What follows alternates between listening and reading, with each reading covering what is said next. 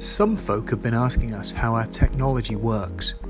Here is an explainer video of our SeaCure Latch-in Adaptor, showing how we test this tool in our workshop, but also explaining how it works downhole.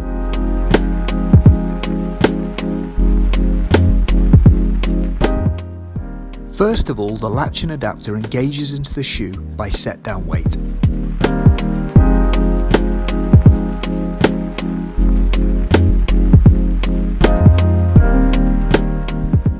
Secondly, an overpull test confirms the Latch-in Adaptor is properly engaged.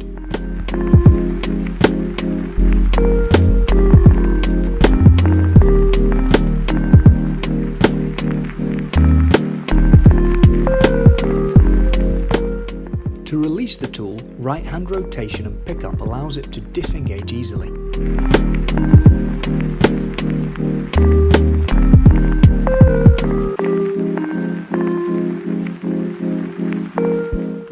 Leaving less than 1 metre of shoe to drill out on the next run.